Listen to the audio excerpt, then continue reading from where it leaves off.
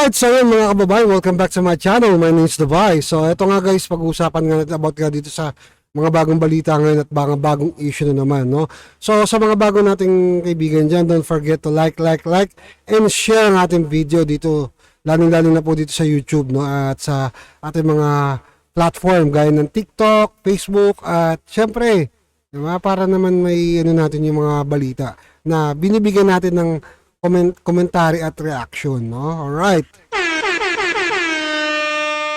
So ito nga mga kababayan, ito panoorin natin yung unang balita. Ito yung unang balita mga kababayan, no? Yung alam niyo yung barko na lumubog na ng mga mangingisda, 'di ba?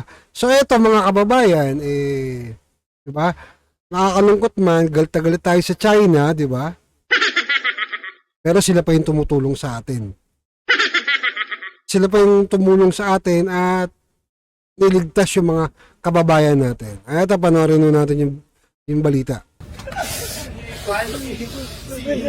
Kapitan, kamusta? Si Inter, si Third Engineer, wala ko kumakuha ko ng tinanatamo ka na, sir. Alam mo, tignan nyo mga kababayan, no? Hindi nila lubos sa kalain na ang mangyayari nito, di ba, makakaligtas pa sila ng buhay. Diba? Kasi nga, dagat lumubog yung barko yung gamit ng sasakyan, yung pandagat So, dito mga kababayan, ang tumulong, Chinese Coast Guard. So, yung mga galit sa China dyan, ewan natin, anong masasabi nila ngayon? Mga galit kayo sa China, pero yung mga gamit nyo, made in China. Patuloy muna natin to.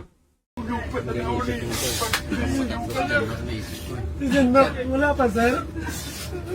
Si Denmark, si Denmark nga sa pihak, si Uno sa pihak man, nga barko na recover Okay, si Uno, si Janjan, Janjan. Si Janjan, hindi ko pa na-kwanjit, hindi ko pa Sabi, no? Nakita ko daan sa dyan, pagtalo niya dito sa direksyon sa ano. Pero ako, Kamu sa lepra, pre? apat Ito kami, pre. Comment na sinasabi nila Sama ko patay nila doon.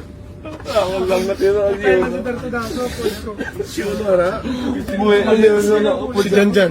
Si Janjan, hindi ko nakita. Ako nakakita sa iyo. So yun nga mga kababayan, no, mga kakosa, no, mga kaibigan natin, no. Kaibigan. Ito yung barkong lumubog na sinagip nga ng Chinese Coast Guard.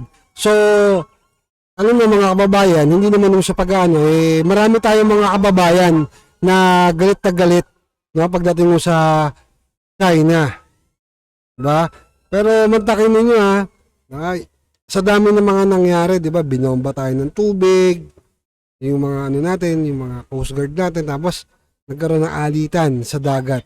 Pero, di ba, China pa rin, no? Chinese Coast Guard yung tumulong sa atin para may ligtas yung mga kababayan natin mga nawawala. At ang matindi pa nga nito mga kababayan, di ba, hinatid pa nila, no? So, alam nyo, hindi naman sa pag-ano, siguro mas maganda kung, ba, may pagkasundo na lang tayo sa China. Kasi kung tutusin naman mga kababayan, ang China po talaga is napakalakas na bansa. At nangunguna sila pagdating sa ekonomiya. Ha? Napakabilis ng pag-asenso ng China. Kontakin nyo yun. So yun, binigyan na natin ito ng reaksyon mga kababayan. Ito naman, may sinasabi si Eli Buendia. Hindi. Si Congressman Eli San Fernando, no? Ito nga, basahin lang natin. Ito. Yan. About nga sa impeachment. Bukas pala, maghahain uli sila ng bagong impeachment, no? Yung mga hindi tinanggap na itong nakarang linggo, ngayon sila maghahain na impeachment. So, ito mga kababayan, may sinasabi si Representative Eli San Fernando. Ayan, basahin natin, Ang sabi ni Eli dito, di aabot sa 200 ang pipirma sa impeachment complaint. Yan ang giniit ni Representative San Fernando. tingin ko, gaya nung nakaraang kongreso na majority of the congressmen signed for the impeachment, 200 plus. So, di ba nung nakaraan, umabot ng 215 yata o 220 yung mga pumirma. So, sinasabi niyo, tingin ko, hindi kakayanin ngayon. Kasi lahat na nangyayari ngayon ay patungo sa 2028 saad ng kamanggagawa Representative Elijah San Fernando. Tama ba, Elijah? Eli kasi alam ko, Eli. Anyway, yun nga, di ba, mga kababayan. Ito nga yung sentimento ni Eli. Alam niyo mga kababayan, nung nakaraan kasi, di ba, nagano sila ng mga perma-perma ng mga congressman. So, anong nangyari dyan, mga kababayan? Kaya naman pumirma iba doon. Alam nila kasi meron kapalit. Huwag na natin i-deny kasi kitang-kita naman sa mga nangyari nung nakaraan, di ba? Ang dami nilang budget. Grabe. Diba? Ang dami nilang budget noon. Diba? Kaya nga naglabasan yung mga insertion budget eh. Nanilabas ni Kong Libiste, di ba? So, ilan lang yung congressman na talagang walang ano sa budget ng DPWH pero halos lahat meron. So, balik tayo dito sa impeachment ni BP Inday tsaka ni Marcos. Ito kasi, sinasabi ni Eli, mangyayari nga sa 2028. Ito yung magiging parang resulta. So, iba dyan, medyo dumidistansya na. Dumidistansya na sa takot. Ay, hindi naman natatakot na pero syempre, iba pa rin pagkakadikit mo Pangulo. Yung susunod na Pangulo. Alam naman natin kung sino pinakamalakas na ngayon, na kandidato pagdating mo sa presidential candidate. Walang iba kundi si BP Inday Sara at nangunguna si BP Inday pa rin hanggang ngayon sa lahat ng survey. Although maraming bumabatigos at gustong manira, meron pa dyan mga parang yung asong ulul, di ba? Ang tahol ng tahol. Ano pinagsasabi na kailangan daw niya harangin. Sino ka para harangin, di ba? So, yun lang mga kababayan. Alam naman ho natin na talagang si BP Inday na yung susunod na presidente itong 2028. At sana man lang, di ba? Kung wala man lang napanagot sa mga DPWH na issue dyan sa flood control, sana pag upo ni BP Inday, mayroong mga managot na big fish, di ba?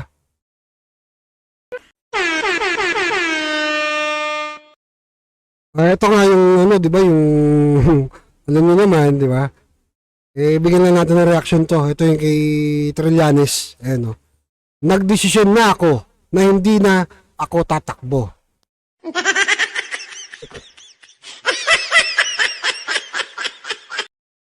Buti na pag-isip-isip niyo yun, na hindi na siya tamakbo.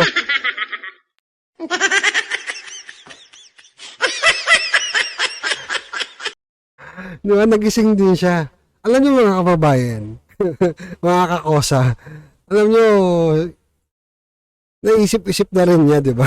Na hindi siya mananalo kahit, di ba? Kasi umaasa na lang siya na makabalik yung dilawan o pinklawan. Kaya niya pinagsasama yung dalawa Yung pinklawan yung dati nagdidemandahan, no? Dahil sa pagka vice-presidente na nagkadayaan daw kuno no nakaraan, di ba? Sabi nila, na dating galit na galit sila ngayon. Talagang, di ba? Halos, na sila doon.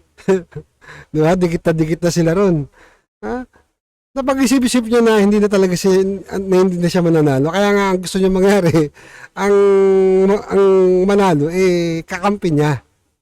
Kasi yun lang pag-asa niya, ma-appoint. Kapalit ni John Vic. Kapalit ni John Vic muna, no, sa DILG. Yung pangarap niya ito, malamang Sabi ko lang kasi baka yun ang pangarap niya. Di ba? Kasi, senador di manalo. Congressman di siya manalo sa party list. Tapos, mayor tumakbo, hindi pa rin manalo.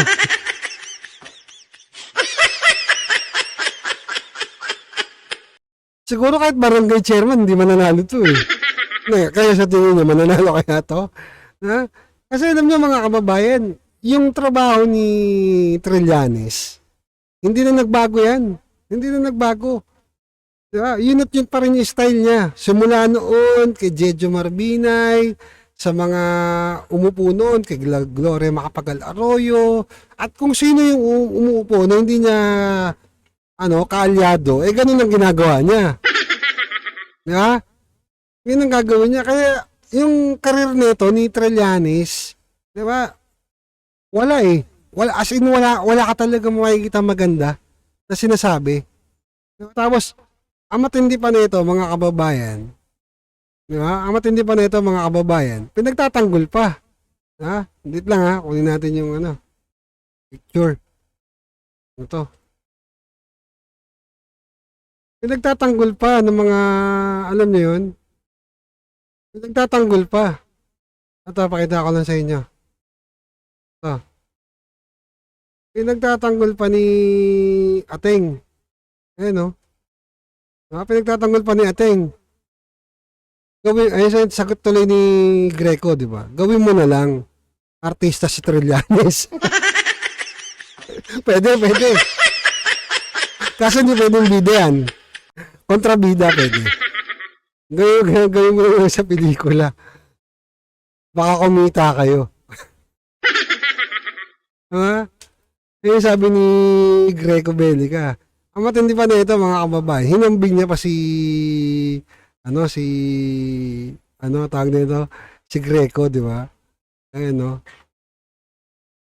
Ayan. Sabi ni Greco.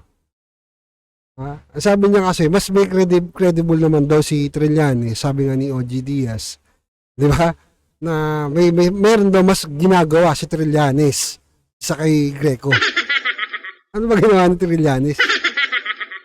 Simula nun at ngayon, ganun pa rin, di ba? Sabi ko nga kanina, yun at yun pa rin yung trabaho niya, kundi, di ba, batikusin kung sino yung nakaupo na hindi niya kaalyado at hindi niya gusto. Pag tinanggihan siya, tapos, ang dating, tinanggihan siya at hindi siya makikinabang, ganun talaga. Ganun ang politika eh. Ayun, no, yan, sabi ni Manong Greco, yaan mo na kaming mga lalaki dito sa gobyerno. Gawin mo na lang yung gawain ng tunay na lalaki ito. Gawain ng tunay na lalaki. Yun sabi ni Greco. Yaan mo na kaming mga lalaki dito sa gobyerno, gawain ng tunay na lalaki ito. So, yun lang mga kababayan. Nakakatawa lang talaga. Talagang alam niyo, pati yung mga ganitong sumasakay na rin sa politika. Hindi nila intindihin yung trabaho nila bilang di ba? Manager, artista. No? So nakakaano lang naman. So binigyan lang natin ng reaction. Kayo mga kababayan, kayo humusga. Sa tingin niyo, di ba? May kalalagyan pa ba si Trillanes? Ako alam ko may kalalagyan siya pag si Inday ang umupo. O ito naman mga kababayan, may sinasabi si Abante. Ito. Yan. Sabi ni Abante. Sabi ni Abante, ang pakikipagtulungan sa ICC ay pagpapakita ng paggalang sa batas.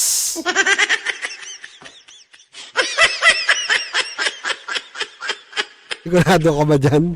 Kasi si Abante, hindi ko malaman kung congressman ba to, o pastor, o ano. Hindi ko maintindihan eh.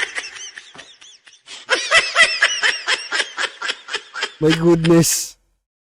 No, kasi sinasabi niya na paggalang sa batas, unang-una, tignan niyo di ba? Nung dinala si Pangulong Duterte doon, walang due process na nangyari. Hindi siya nilitis dito. Di ba? Hindi siya nilitis dito sa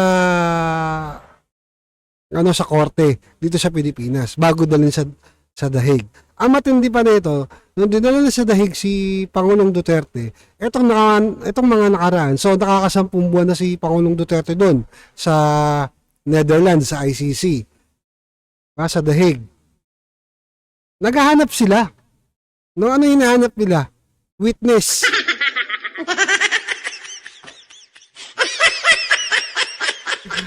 Grabe yan, no? Sabi niya, naghahanap sila ng witness. Ibig sabihin, sabaw pa yung kaso. Hindi, di ba? Tandaan nyo ha. Sinasabi niya paggalang sa batas. Tapos, nagano sila doon na wala silang witness. Sabi yan. Di ba? Tapos sabi nga nila, kung hindi man kayang makapunta, kasi hindi yata kayang pondohan. Wala na may pondo. Di ba, pwede naman daw yung Zoom. Witness ha? Witness. Via Zoom, pwede daw. Pero pagdating kay Saldico, di ba sabi kay Saldico, di ba, kung gusto mo mag-witness, umuwi ka dito sa Pilipinas. Di ba? Ang galing. Di ba? Sa flood control. Di ba? Ang gusto nila mangyari, umuwi si Saldico dito sa Pilipinas para mag-witness. No, doon sa impeachment laban kay BBM. Pero hindi daw pwedeng i-zoom. At hindi. Pero sa ICC, via Zoom pwede. Di ba? Kasi pabor laban sa mga Duterte, laban kay Pangulong Duterte. Pero pag laban kay Marcos, hindi pwede. O, ganito ka yung sistema ng batas. At anong sinasabi mo ngayong paggalang sa batas? Di ba? Kung ikaw nga di ba? Paggalang sa batas ang sinasabi ni Tony Abante. Mga kababayan, mga kakosa, paggalang sa batas. Sinabi nga ng Supreme Court, hindi ka pwedeng umupo. Diba? Hindi pwede yung pangalawa. Pangalawa, di ba? Sino ba nanalo sa botohan? Si Joey, na-disqualified. So, ang sabi ng Supreme Court, hindi pwede yung pangalawa. Oh. Ang tanong ko ngayon, congressman ba talaga to? Kasi kung sinasabi niya paggalang sa batas, o alam niya yung batas bilang representante ng 6th District of Manila, dapat alam niya yung batas na sinasabi niya. At dapat ginagalang niya mas mataas na hukuman dito sa Pilipinas. Di ba? Yung Korte Suprema. Ngayon sabihin mo kung ano yung sinasabi mong batas. Ha? O eto naman mga kababayan, may sinasabi si Senator Amy Marcos. O yan, basahin mo natin. Ito, yan. Ito sabi ni Senator Amy Marcos. Talikuran niya na lahat na nakapaligid sa palasyo. Pangulo lang ang mga yan. Hindi pala Pangulo. Panggulo. Pangulo. Pero naman, Panggulo lang yung mga yan. Wala sa kanila ang tunay nagmamahal sa kanya. Which is totoo naman. Kasi alam niyo mga kababayan, sa dami na nakapaligid kay Marcos, diba? Iba nga, di ba? Sobrang sip-sip na Ha? Hindi totoo yung sinasabi ko sip-sip na nga iba Lalo-lalo yung mga vlogger. Gusto nila ma-extend si Marcos. Paano? Para tuloy yung sweldo nila. Huwag sabihin hindi.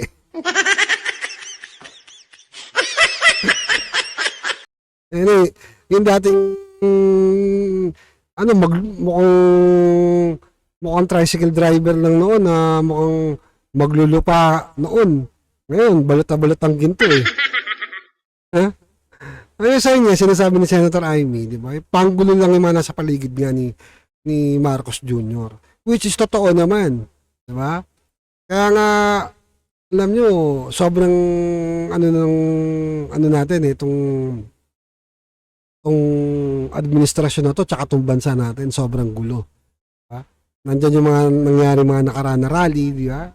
Kung ano pa, na issue na lumalabas, diba? Yung mga korupsyon, na dinadawit nga siya, di ba? Na siya yung pinaka-mastermind. Ika nga, sabi ni Saldico, hindi ako may sabi, di ba? Ayan, ito yung sagutan naman nila ni Auntie Claire.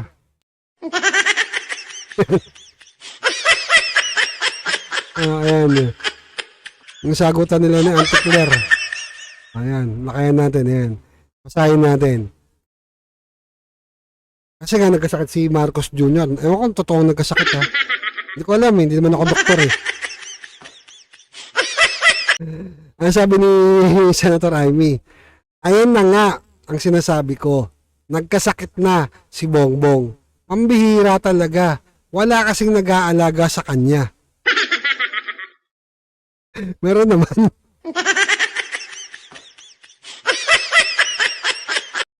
Senator Jaime, hindi ko alam kung totoo yung sinasabi nito. Kung naniniwala siya, nagkasakit eh. So, yun naman, ayon naman sa balita, nagkasakit. Hindi nagkasakit. At sumagot naman ito si Auntie Claire. Ito nga sagot ni Auntie Claire. Totoong puso at pagkalinga ang kailangan ng isang tao na may pinagdadaanang karamdaman. Huwag magpaka-plastic sa mata ng nakararami. Grabe, no? Sabi mo, siya pa yung totoo, di ba? Yung parang nagpapakatotoo nga daw. Auntie Claire.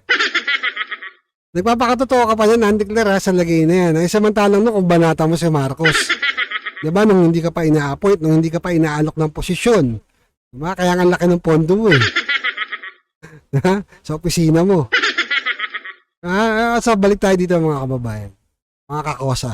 So, yung mga kosa, alam nyo, tayo naman bilang Pilipino or bilang tao, alam naman ho natin mga kababayan, walang ibang magmamalasakit sa'yo kundi ka mag-anak mo. Diba? At nag-viral nga noon yung, diba, yung pasabog ni Senator Amy na ang kapatid niya nga daw, kilalang kilala niya at gumagamit ng droga. Diba? Kapatid, nagmamalasakit lang. No? So, sabi ni Senator Amy yun, hindi ako may sabi, ha? Kung magalit kayo kay Amy, wag sa akin. So, nagbibigay lang tayo ng commentary video reaction dito. So, yung nga sabi nga dito, di ba? Walang iba magmamalasakit sa'yo kundi ka mag-anak mo. Tandaan niyo si Claire Castro noon, kung banata niya si Marcos, ganun-ganun na lang. So, nung inalok siya para i-appoint, ayan na. Naging tagapagtanggol na. Ha? At the end of the day, kasi, mga kakosa, mga kababayan, mag-anak mo pa rin, kapatid mo pa rin. Kapatid mo pa rin, natatakbuhan mo, kamag-anak mo, asawa mo, pamilya mo. Mas matimbang pa nga minsan ng kapatid eh.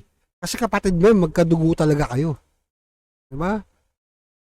Ito, kaano-ano ba niya si Claire Castro? Tandaan niyo ha, sinasabi ko ha, baka sa susunod na magkagipitan na, diba, naiipit na si Marcos, at nadadawit siya, baka sasabihin ni Claire Castro, wala akong kinalaman dyan. Nagtatrabaho lang ako. Yan ang sasabihin niya sa susunod. Tandaan niya yan. Yan lang ang sasabihin niya, malamang.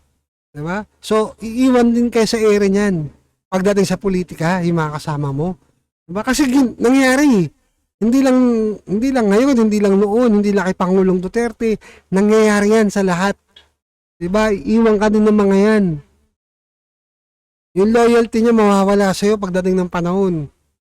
Kaya, walang ibang magmamalasakit sa'yo kundi ka mag-anak mo, kapatid mo, pamilya mo, asawa mo, anak mo, walang iba. Kundi ka mag-anak mo lang. Itong mga to, hindi ka naman sasamahan niya pag nakulong ka. Hindi, doon tayo sa real talk lang. So, walang nagpapaka-plastic dito. Kapatid dyan natural. Na magbigay siya ng komento at malasakit. Ikaw, hindi naman kayo habang buhay nandyan sa pwesto. Hindi naman kayo habang buhay na magkasama dyan sa Malacanang. Tama ba? Sa susunod, iiwan niya rin yan. Diba? Ulitin ko mark my word. Sa susunod, iiwan niya rin si Bongbong Marcos. At nasasabihin lang niyan, nagtatrabaho lang ako, wala akong kinalaman dyan. Right? So mga kababayan, maraming salamat po sa lahat ng mga bagong follower from YouTube to TikTok. Especially sa TikTok natin, ang dami yung nagpa-follow. So, may pakiusap lang ako mga kakosa, mga kababayan ko. I-follow niyo po ang ating Facebook, ating YouTube channel, Subscribe po kayo. Wala naman nung bayad diyan para mapanood yung mga full video. At mas updated kayo doon sa mga video commentary reaction na ginagawa natin. So subscribe po kayo sa device, NAS. Yan, yung bago kong ginawang page na Doon ko po ina-upload yung mga video natin. So ayun, maraming salamat po sa inyo lahat. Don't forget to like and share sa ating mga video ginagawa. And keep safe po. Today is Sunday. Monday na pala ngayon, umaga na. Ingat po tayo at keep safe, no? Abangan po natin yung mga susunod na mangyayari ngayong araw na tong Lunes, yung mga magpa-file ng impeachment, no? Alright, so ingat po kayo and God bless.